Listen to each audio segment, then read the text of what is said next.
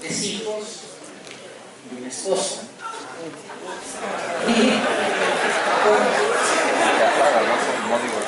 Y con una experiencia larga en derechos humanos en el Perú. Ella pertenece al Instituto Bartolomé de las Casas de Lima, y hay varios de esa institución acá. Y en términos de derechos humanos y de formación de líderes y de lo que vino de la Comisión de la Verdad y la Reconciliación después de los años de crímenes que hubo en el contexto peruano, y de cantidad de otras cosas, además de haberse formado en Lovaina, en filosofía y en ética, y haber colaborado en muchas publicaciones y actividades, que sea una amiga laica, mamá, cientista política y filósofa, que nos abra el horizonte, las preguntas y las perspectivas que tenemos de iglesia, me parece muy, muy significativo. Gracias, Cecilia.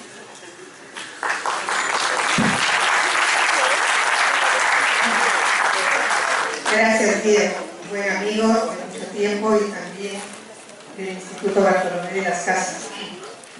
Voy a colocarme acá para poder ayudar con el PowerPoint.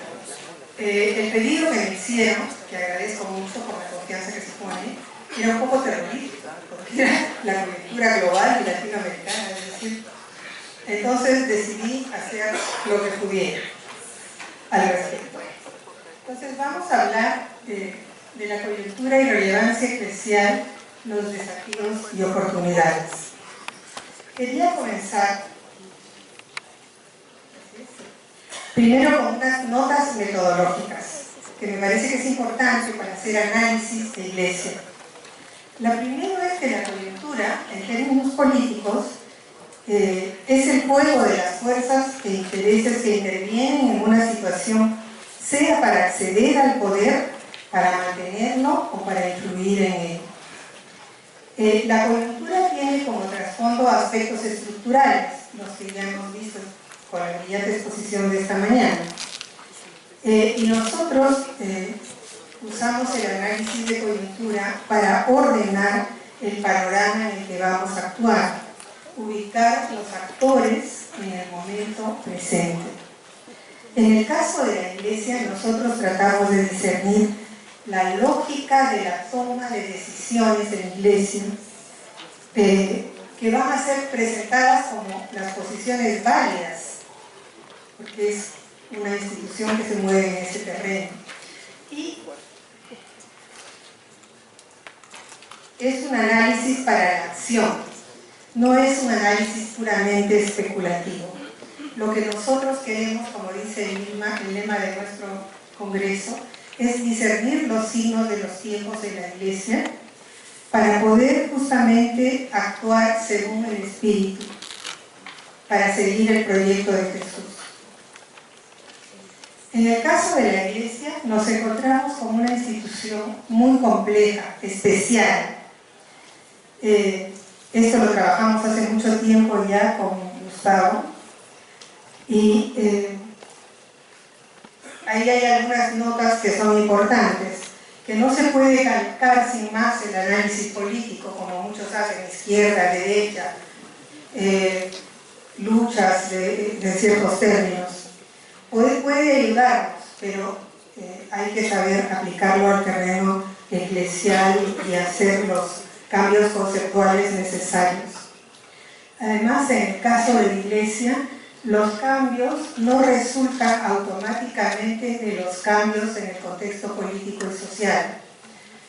Para muchos teóricos que analizan la Iglesia en América Latina, la Iglesia cambia cuando cambia la sociedad. Ciertamente hay relación, pero no es automático, porque además la Iglesia, por su dimensión internacional, en cierta medida puede escapar a ciertos contextos locales demasiado específicos, a veces para bien y a veces para mal. La Iglesia además tiene una historia de 2000 años y una tradición. Hemos visto su papel en el último sínodo y eso tiene mucho peso. Además, la estructura jerárquica de la Iglesia es más bien rígida, más que la de una democracia. Pero de todas maneras no es como la de un ejército, porque la fe supone libertad de conciencia. La acción individual también es importante en la Iglesia, porque los cargos son casi vitalicios. El último que era vitalicio ahora ya no lo fue, en el pontificado inmediatamente anterior. Suponemos que tampoco en este. Además tenemos al Evangelio como un referente superior inagotable que no es propiedad de la jerarquía ni del sector dirigente de la Iglesia y que nos hace ver cosas nuevas en cada momento. Y eso da un peso importante a la reflexión sobre la fe, a la teología, al sentido de la fe de los fieles, a las figuras proféticas, carismáticas, que apelan a ese evangelio, a veces en contra de las posiciones de poder. Y por último, está la acción del Espíritu, en la cual nosotros creemos, y sin ella no tendríamos las fuerzas para hacer nada. Ella es la que nos mueve y nos da esperanza, y también interviene en los acontecimientos de Iglesia. Nosotros debemos leer esa acción. Vamos ahora a ver algunas categorías de análisis que vamos a usar. Esto son convenciones, la terminología es una convención, se puede usar otros términos, pero voy a usar esto simplemente para ordenar lo que vamos a analizar. El ámbito del análisis puede ser local, regional o mundial. Vamos a tomar el mundial. El tiempo supone diferentes formas de tiempo. Tenemos el período, es un lapso en el que una correlación de fuerzas se mantiene básicamente estable, eso se dice en política. Es un lapso en que cierto ordenamiento es estable, ciertas concepciones, cierta práctica pastoral. La fase es más bien un lapso en el que se producen modificaciones significativas dentro del periodo. Y la coyuntura es el lapso dentro de una fase que está marcado por la ofensiva de uno u otro sector de esta correlación de fuerzas, que es múltiple y diversa en la Iglesia.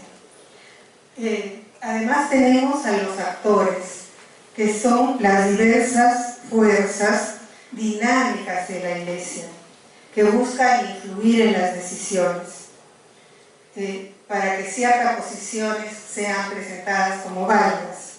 Pueden ser personas, grupos o la que llamamos corrientes de Iglesia y que voy a explicar enseguida. Bien, como dije, vamos a considerar el tiempo conciliar. El período conciliar, vamos a llamar período conciliar a este momento que vivimos desde el Vaticano II y que atraviesa de diversas fases. Y vamos a tomar la coyuntura del pontificado actual de Francisco. El Vaticano II es el acontecimiento que marca a la Iglesia hasta la actualidad. Y las fuerzas dinámicas que expresó han seguido actuando. Lo incómodo de mi exposición es que mis fuentes están sentadas ahí entre el público. Imaginarán, es bien difícil. Entonces, cito a Víctor Codina, que el Vaticano II fue una auténtica irrupción del Espíritu sobre la Iglesia, un acontecimiento salvífico, un kairos. Hay un antes y después del Vaticano II. Tiene un artículo que me gusta mucho y que se llama Del Vaticano II a Jerusalén II. ¿Se acuerdan? Concilio de Jerusalén, ¿no? Bueno, voy a pasar esta incomodidad varias veces, porque como les dije, mis fuentes están ahí. Está no solo Gustavo, sino muchos otros. Bueno, Congar sostenía en el año 79, cuando hubo todo un debate sobre el Vaticano, que terminó en un sínodo bastante tormentoso. El presínodo también fue muy tormentoso. Congar sostenía que la asimilación de un concilio puede tomar medio siglo. Yo digo, estamos con las justas. Ahora empieza la verdadera asimilación. Felizmente no nos pasamos del plazo. El concilio de Nicea, dice, fue seguido por 56 años de disputas, y así otros concilios. Con mayor razón, dice Congar, un concilio como el Vaticano II, en la medida en que incorpora y traduce una gran concentración de conciencia y de vida social, representa un gran dinamismo, pero por lo mismo no revela sus efectos sino con el tiempo.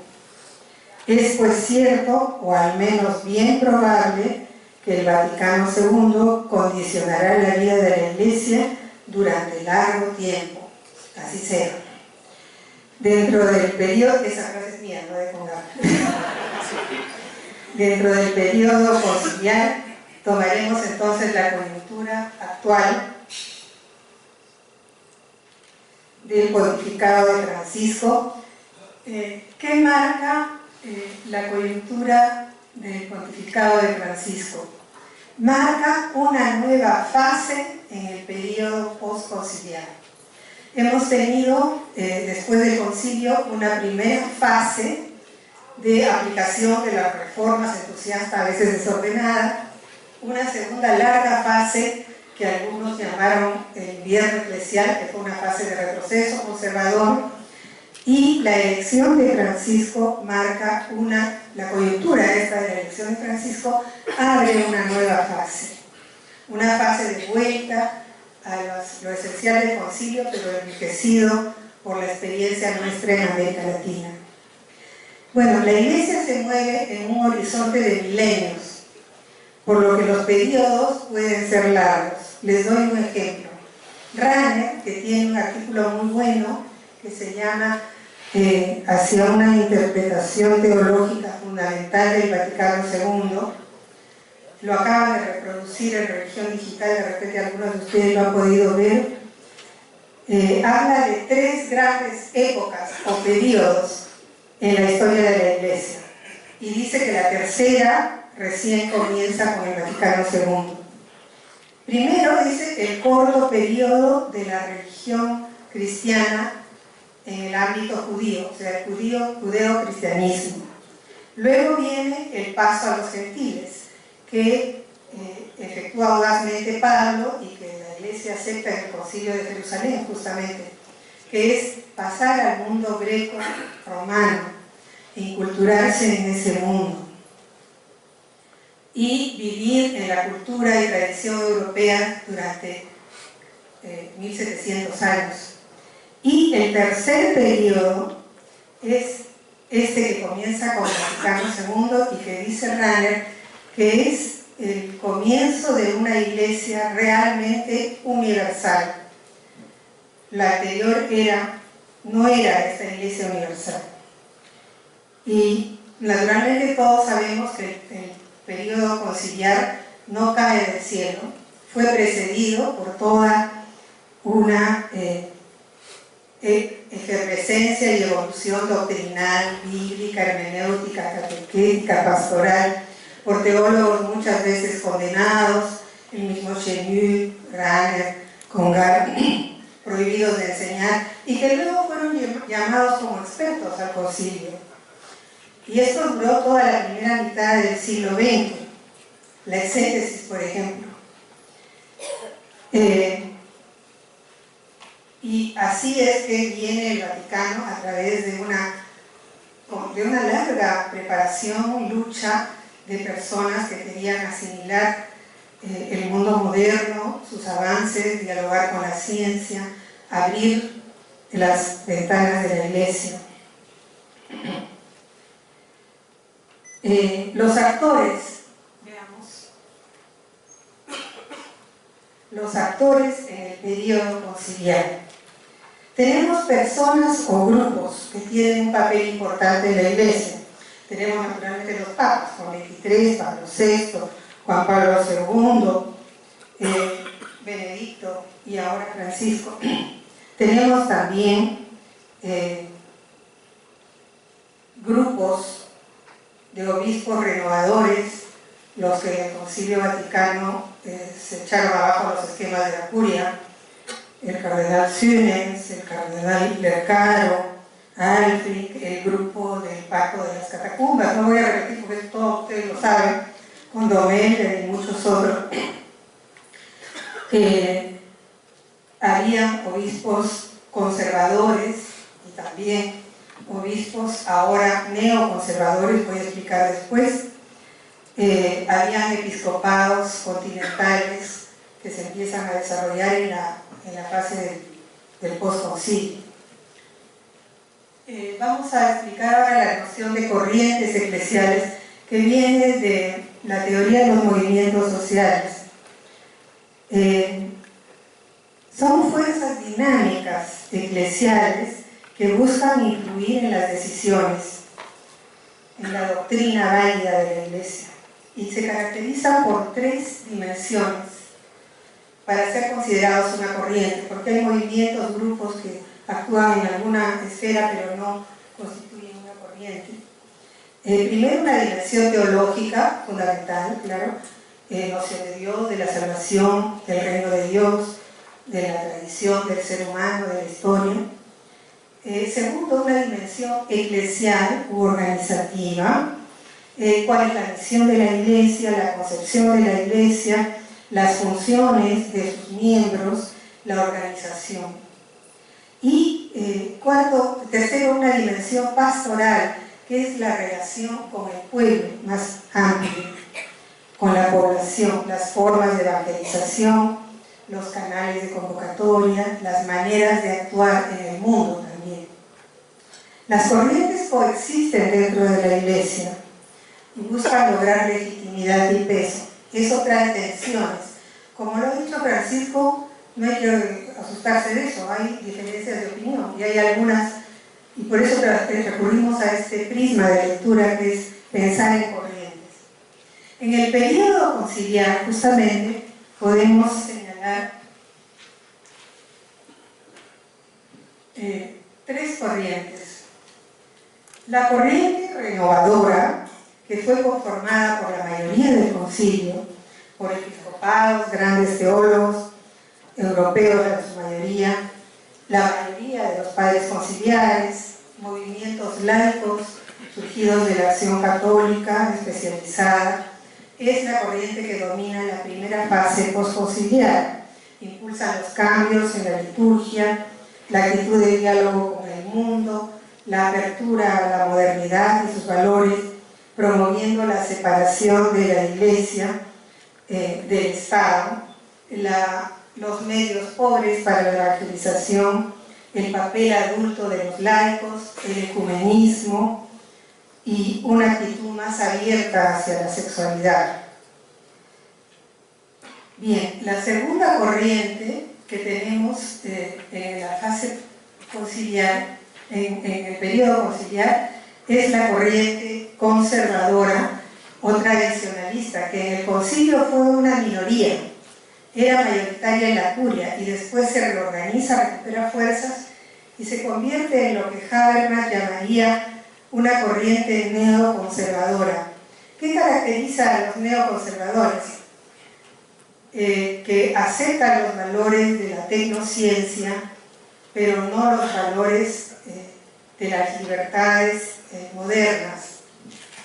Por ejemplo, a ellos no les funcionaría mal el micro, porque las tecnologías son muy hábiles, tipo locos, ¿no? O los movimientos estos tipo sodalicio, se manejan muy bien en las redes y todo eso, pero no aceptan la modernidad como libertades, derechos, igualdad de los géneros. diálogo con las ciencias, etc. Su teología y eclesiología son más bien de cristiandad, de búsqueda del apoyo del poder político, de rechazo de la modernidad, rechazo también del ecumenismo. Ayer se citaba el Dominus Jesus, pero hay esas actitudes, ¿no? Que son muy poco ecuménicas. El pueblo cristiano es tratado como un menor tutelado que hay que condicionar para que se comporte adecuadamente, hay que encuadrar en estructuras. Cuando en la fase termina la primera fase posconciliar y ellos retoman el control, en América Latina una figura importante para eso fue Alfonso López Trujillo, que creó toda una corriente aquí muy agresiva contra la teología de la liberación, y tuvimos varias batallas con esta corriente. Acuérdense de la batalla de Puebla, donde, como decía algunos, empatamos en cancha ajena, pero nos la cobró bien cara, porque después vino la persecución a la teología de la liberación. Acuérdense de la batalla de Santo Domingo y el quinto centenario, la interpretación del quinto centenario, la forma como peleamos para que fuera aceptado que el Evangelio no vino en alas de ángel, sino con las armas de los conquistadores, y que al mismo tiempo que trajo la fe, produjo muerte y destrucción en nuestros pueblos. Y entonces luchamos mucho para una interpretación de lo que había sido la evangelización del continente, donde hubo profetas, claro, como Bartolomé de las Casas, y también asesinos. Entonces, y luego viene la batalla de Aparecida, con un episcopado mayoritariamente nombrado por un papa muy conservador, que realmente no pensábamos que podía ir mucho. Sin embargo, por la abrumadora mayoría de la totalidad de votos menos 2, yo conozco uno de ellos, la totalidad de votos aprobó un documento que además Bergoglio coordinó y que lo siente muy suyo. Bueno, esta corriente neoconservadora se ha caracterizado por esta ofensiva contra la teología latinoamericana y en general progresista o abierta, y lideró toda esta fase del invierno eclesial y crearon movimientos, los llamados nuevos movimientos, ¿no? Los quicos, los legionarios, eso desde antes del concilio, como el Opus también desde antes, pero se acomodaron muy bien, y una serie de otros movimientos. Y yo no incluyo ahí, por si acaso, el movimiento de Riccardi, que tiene como asesor a Vincenzo Paglia, porque es Sant'Egidio, comunidad de Sant'Egidio, porque ellos tienen unas posiciones más abiertas, aunque a veces concurren juntos a una serie de eventos grandiosos que hacían en la época de Juan Pablo. Benedicto más bien apoyaba a lo de comunión y liberación. Las mujeres que atendían su casa, y siguen atendiéndolas, son mujeres consagradas de comunión y liberación. Sin embargo, fue más abierto a todos nosotros. Ellos, como les dije, dominaron estos 20 años. Y hubo batallas. Les quiero recordar la batalla de los 20 años del concilio en 1985, cuando un libro de Ratzinger decía que al abrir las ventanas había entrado en la iglesia el humo de Satanás. Hubo un debate muy fuerte, o sea, el domicilio es papayita, se dice papayita, papaya, tiene algo suavecito comparado con lo que hubo ahí. Y le salió a contestar el cardenal König de Austria. Batalla de pesos pesados, como ahora hemos tenido. No es la primera vez ni será la última. Que le dijo que el concilio era lo mejor que le podía haber pasado a la iglesia. Bueno, y la tercera corriente, la corriente de iglesia de los pobres. Esta corriente, en verdad, se remonta a Juan 23, porque él, en un mensaje antes del concilio, habla de la iglesia debe ser sobre todo la iglesia de los pobres. En los países pobres, en los países en desarrollo, la iglesia debe ser sobre todo la iglesia de los pobres. Y él luchó para que el tema entrara en el concilio.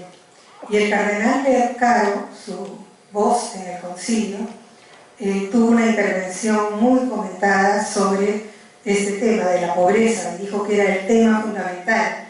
Y luego está el grupo de la pobreza, donde estaba Don Elder y otros que se reunían ahí, y trataron de armar un esquema sobre este tema. Se habló un poco del esquema 14, pero no había todavía la teología, los recursos para formular bien esto. Sí había los recursos para formular bien el diálogo con la modernidad, pero no este nuevo tema que Juan XXIII trató de meter. Pero justamente después del concilio, ¿no?, en América Latina se empieza una reflexión sobre esto. Y justamente a partir del concilio se prepara la reunión de Medellín con una serie de encuentros temáticos, por ejemplo, sobre la universidad en Buga, Colombia, si no recuerdo mal, sobre la pastoral social en Itapuán, sobre misiones en Paraguay, en fin, sobre laicos en Perú, el departamento de laicos, y teníamos obispos conciliares que eran muy buenos, y entonces todo eso dio Medellín, que ya no les voy a contar porque ustedes se supone que lo saben así, deberían. No todo examen, no todo examen. Y que inmediatamente Medellín es denunciada en el informe Rockefeller, porque dice el informe Rockefeller, si la iglesia aplica lo que ha acordado ahí, va a amenazar los intereses de los Estados Unidos. Se desata la persecución, hay un gran número de mártires en manos de quienes defienden el orden occidental y cristiano. Por lo mismo, no son reconocidos como mártires hasta ahora. Este es un gran logro, ¿eh?, que ahora sean reconocidos como mártires por Francisco. En Perú hemos tenido mártires a manos del comunismo, o sea que ya están en proceso de beatificación. Dos franciscanos conventuales y un sacerdote italiano que Sendero Luminoso asesinó. Sendero Luminoso es el terrorismo del que ayer hablaba Leonardo. Exactamente eso. La cosa más terrible que ha podido ocurrir y nos tuvo en jaque 12 años. Bueno, mató sacerdotes y religiosas. Mató también religiosas, pero las religiosas no han sido beatificadas. Es un pequeño ejemplo. Y mató laicos, que tampoco han sido beatificados. No vayan a haber tenido una enamorada por ahí y hecho cosas ilícitas, no sé. Entonces, sin embargo, un sacerdote que murió a manos de la policía, un español misionero, nunca jamás se pensó siquiera beatificarlo. Esperemos que en los nuevos tiempos esto pueda ser posible. Pero entonces hay mártires en manos de gente cristiana, como dice el Evangelio, los que os maten creerán dar culto a Dios. Y sin embargo persiste este camino de la iglesia latinoamericana. Acá en Brasil se habla de la caminada. No hablo portugués, pero me esfuerzo por algún tipo de enculturación con la cultura indígena. Debido a Puebla, ¿no?, viene un fuerte cuestionamiento y más mártires, y luego viene Aparecida, ¿no? Y es desde esta corriente que emerge Francisco. Francisco se entronca con el concilio, él no estuvo, pero lo considera un dato, ya está ahí, ¿no? Y dice, eso no se niega, eso no se revisa, eso no se vuelve atrás. Bien, entonces avanzamos y vemos la coyuntura actual, la nueva fase que se abre. Bien, la elección de Francisco es una coyuntura muy importante. Dura hasta ahora y está abriendo una nueva fase en el periodo post-conciliar, en el periodo conciliar, ¿no? Según se desarrolle, veremos hasta dónde puede ir, si es la realización y proyección a futuro de las reformas conciliares y de la Iglesia de los pobres, o hasta dónde llegamos. Depende también mucho de nosotros. Una sola persona no puede hacer todo eso.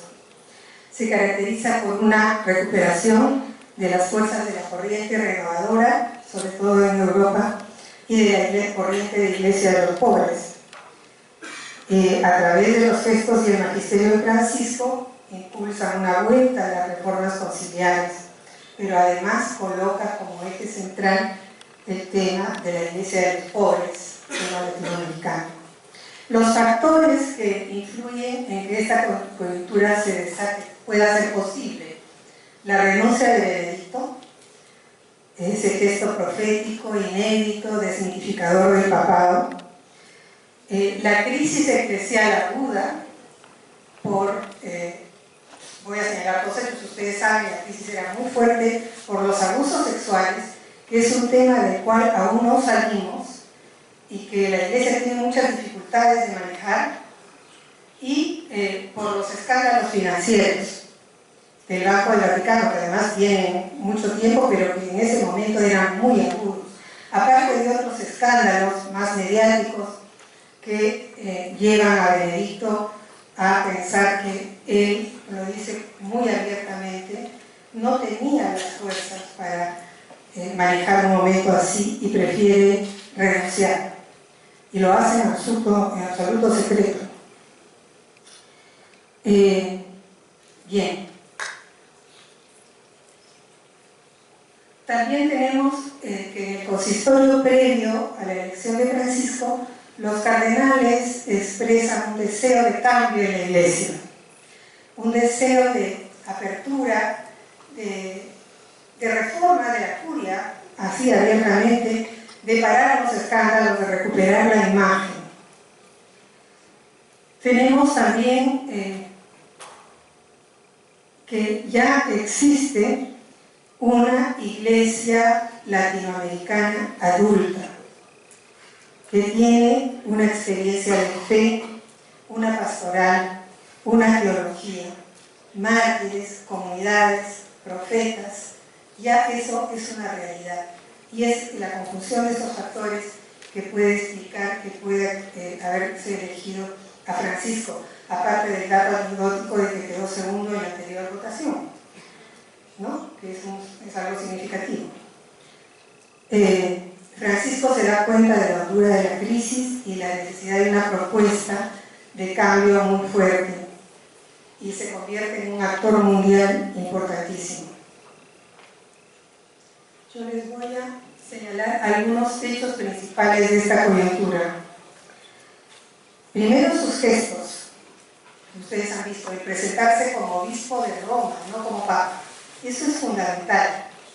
El pedir la bendición al pueblo, en vez de decir el alojarse en la casa de hospedaje de todo el mundo, su viaje a Lampedusa como primer viaje, y en fin, todo lo que hemos visto, el abrazar a enfermos, el andar en autos modestos, ¿no? Sus actitudes en los viajes, todo eso. Lo más importante es que va a lo esencial. Esto está muy claro en el Evangelio Gaudium. Él soltó la expresión iglesia pobre y para los pobres en una reunión con periodistas, muy pronto en su pontificado, y después lo desarrolla en el Evangelio Gaudium. Está ahí el número, ¿no? 198. Y ligado a este tema, para él lo esencial es eso, ese mensaje. Y lo esencial también es el volver a una idea de Dios no castigador, sino un Padre misericordioso. La idea de la misericordia, que hay un jubileo el próximo año sobre el tema, que ha sido un tema de debate fortísimo y en el cual ha insistido a lo largo de todo el sínodo. Y le han contestado a veces elegantemente diciendo, como Peter Erto, que la misericordia también es decir la verdad, aunque sea dura. Entonces, ustedes saben cómo ha contestado Francisco en su mensaje final del sínodo, ya lo contaron ayer, no lo voy a repetir, cuando dijo que algunos usan las palabras del Evangelio como piedras arrojadizas, ¿no?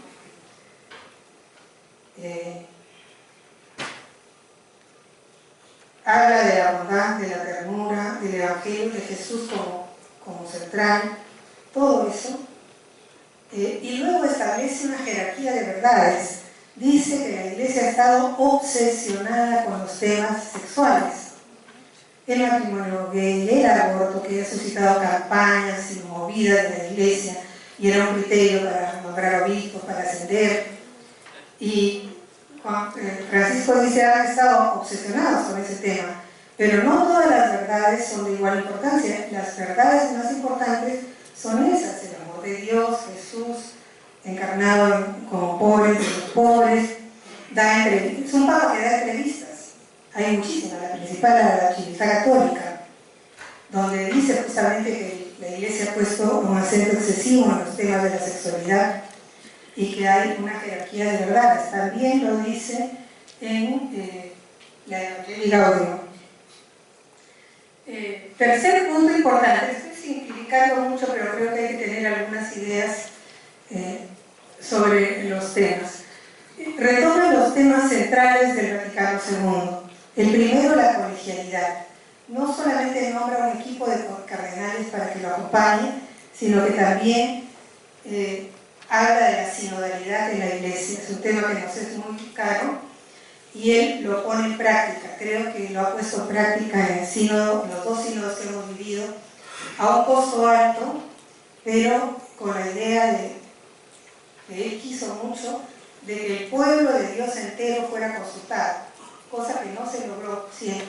En algunos lugares se hicieron consultas muy buenas, en otros nada.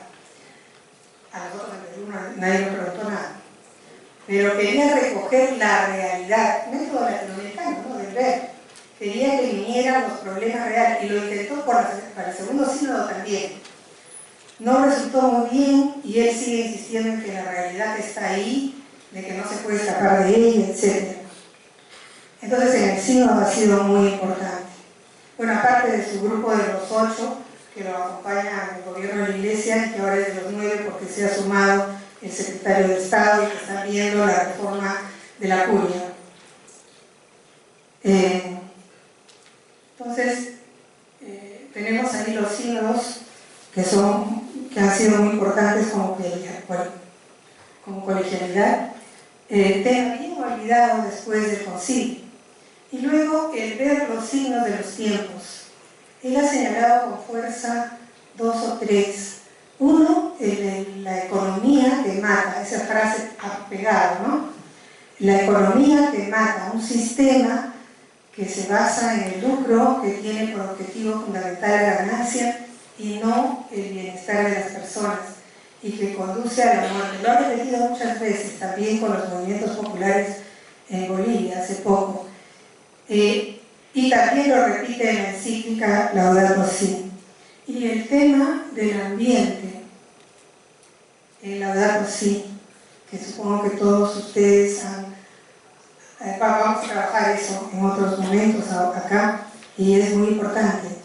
También habla de otros signos como la migración.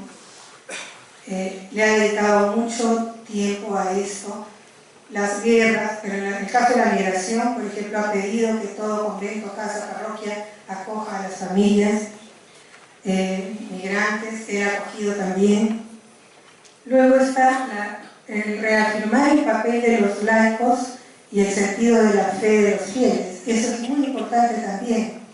Y de ahí viene la solución alcanzada en el sínodo último del fuero interno para resolver ciertos problemas, concretamente de los divorciados vueltos a casar. La conciencia, pues volver al tema fundamental de la conciencia, acompañado por una asesoría de sacerdote u obispo, en fin, que es un camino, pequeño camino abierto. Pero él fue muy fuerte.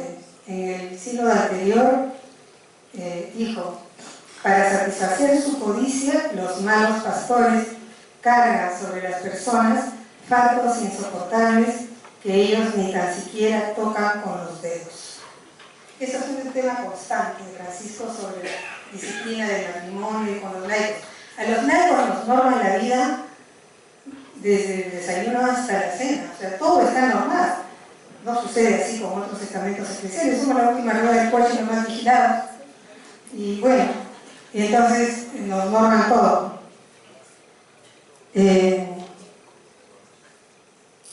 Y insistió todo el año en el tema, y dijo, por ejemplo, poco antes del sínodo, que los divorciados vueltos a casar no están excomulgados, forman parte de la iglesia. Él ha insistido y ha peleado eso el sínodo. El otro punto es que pide reformas. Ahí no hay cosas muy sensacionales, pero lo que sí ha sido sensacional ha sido la reforma del sistema financiero. Ahí ha entrado a producir una decapitación general de los cargos. Ha cambiado el personal y ha dejado de entrar a los organismos de transparencia internacional de banca, y el Vaticano se está adecuando porque era un lugar oscuro de cuentas secretas y lavados de activos y demás cosas. Luego se encontró con el tema del escándalo sexual, que es muy difícil de los abusos sexuales, que es muy difícil de manejar. Él se ha reunido con víctimas, pero siempre de improviso, y la última vez en Washington con víctimas no solo de la iglesia, sino del sistema educativo, etc. Sin embargo, sí ha destituido obispos que habían encubierto abusos, y ha nombrado a algunos que no nos gustan por ese motivo. Ha sido muy cuestionador con la curia. Recordarán ese discurso del año pasado sobre los pecados de la curia, ¿no? Les enrosca una serie de pecados, de soberbia, de dureza, de corazón, etc. Es un texto que he puesto en una carpeta que se les va a dar junto con la ponencia. Me parece muy importante. Les pide a los obispos que sean pastores y no príncipes, y empieza a nombrar otro tipo de obispos. En el Perú hemos tenido cambios positivos, no en todos los lugares las cosas van a salir, pero ya se empieza a nombrar otro tipo de obispos. Claro, un sínodo no será muy distinto con el mismo tipo de obispos que hemos tenido, pero a medida que se pueda ir cambiando esa composición, las cosas pueden también mejorar. Sin embargo, aún con los obispos nombrados por los papas más conservadores, sacamos adelante a Aparecida, y él, bueno, se ha sacado algo en el sínodo, no tanto. Luego él llega a Roma, nuestra perspectiva, a América Latina. Eso no lo voy a ahondar porque sabemos. Habla de los mártires, canoniza, beatifica a Romero, habla de Agnelli, da documentos para su postulación, etc.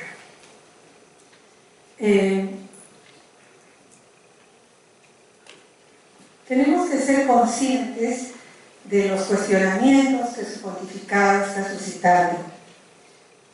Hay un sector que no comparte las propuestas de Francisco y su oposición se agudiza. Más luego Leonardo va a hablar de esto, de lo último. Hay sectores de la curia contrarios a las reformas. Marco Politi ha señalado resistencias internas. El libro El Papa entre los lobos, la determinación mostrada por Francisco es la que genera estas reacciones subterráneas. Exigir una iglesia pobre es poner en contradicción lo que son los estilos de vida acostumbrados, ¿no? Y luego el poder que habían tenido los neoconservadores les cuesta mucho soltar. La última maniobra de decir que tiene un tumor cerebral ha sido realmente lo más bajo, ¿no? Aparte de otras muchas cosas que han hecho. Madariaga citaba comentarios como: ¿qué pretende este argentinito? Hemos cometido un error. Bueno, cuando el Papa habló de las 15 enfermedades de la curia, los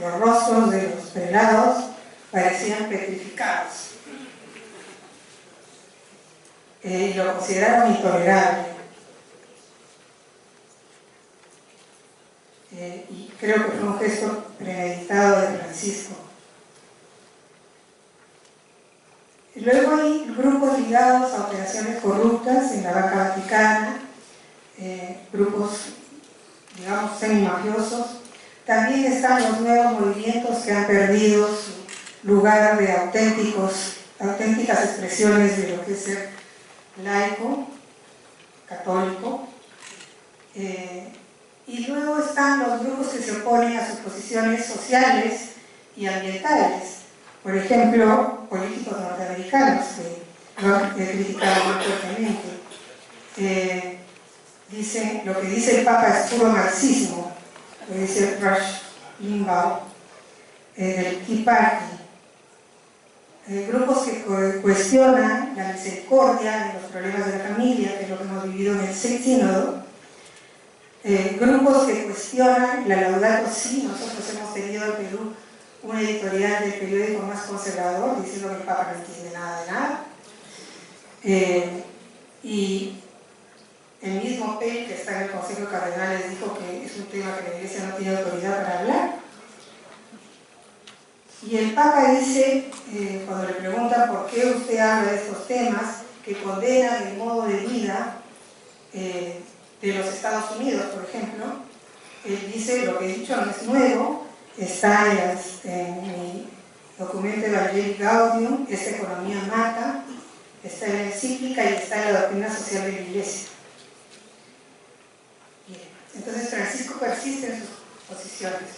Quiero señalar brevemente para terminar, que ya estoy en minutos finales, los desafíos y oportunidades.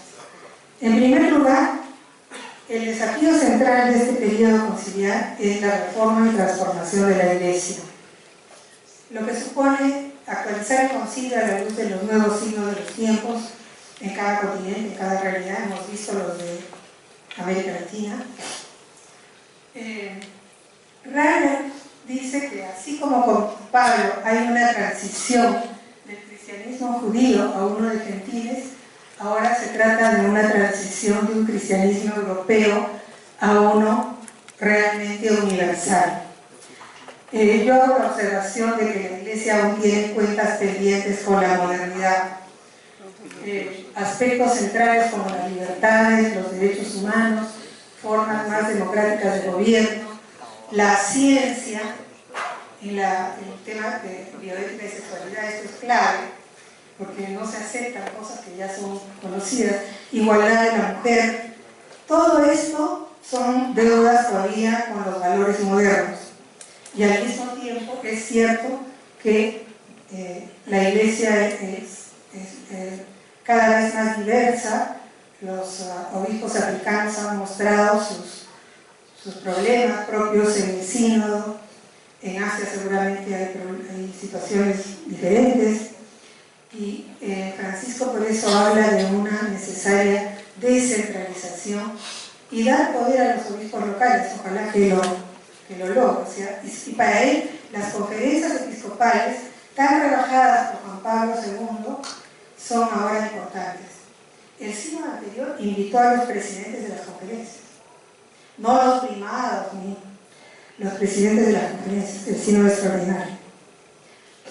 Bueno, tenemos como segundo desafío el volver a lo esencial del mensaje cristiano, que tenga sentido para la gente de hoy y recupere la credibilidad perdida. Es cierto que con todos los escándalos y con los retos no asumidos del mundo actual, la Iglesia ha perdido credibilidad. La única forma de recuperarla es justamente abrirse a lo esencial del mensaje cristiano, volver.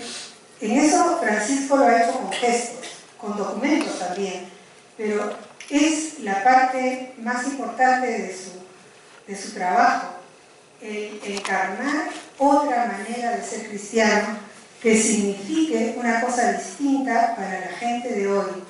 Y eso se nota en la acogida y cariño que despierta y que contrarresta un poco el descrédito y la cólera ante la Iglesia por los abusos cometidos y problemas.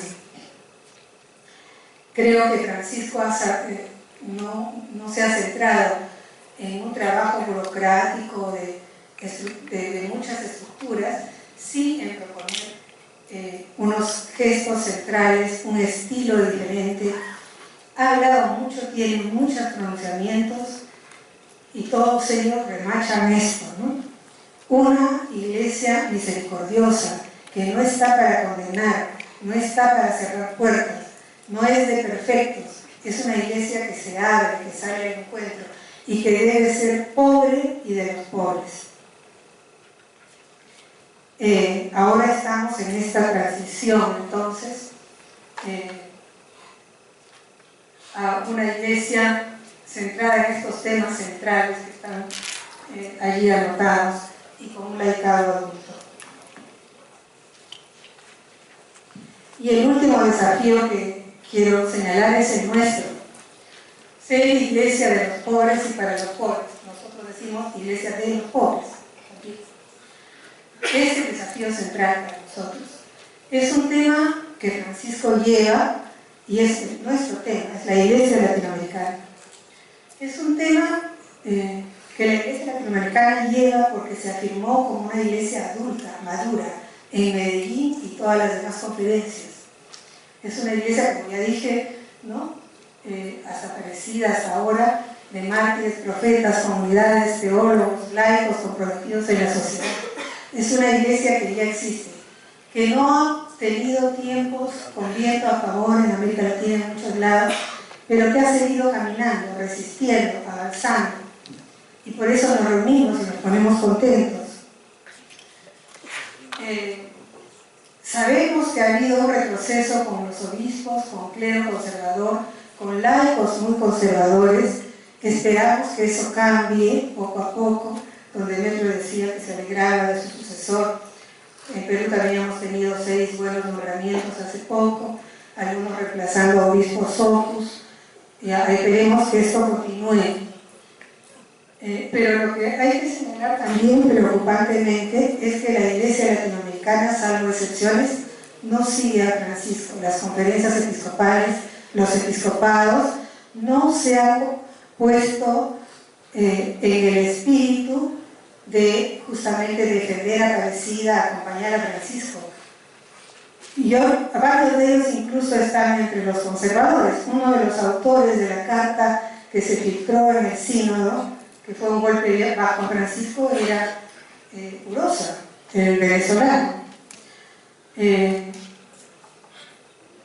Entonces, el asunto es cómo nosotros podemos contribuir en este momento.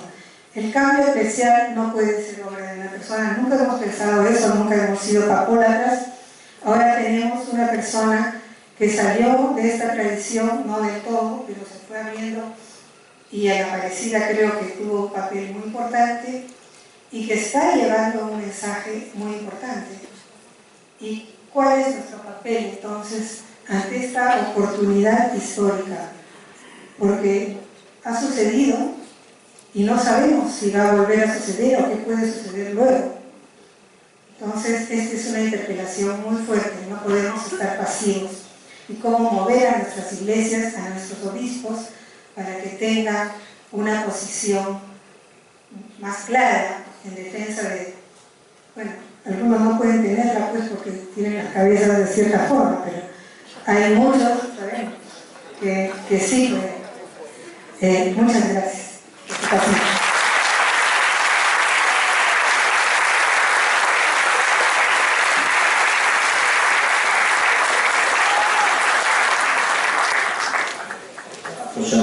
Gracias, Cecilia. Qué bueno que nuestros análisis siempre terminan con esperanza, para que nosotros podamos continuar en nuestra lucha.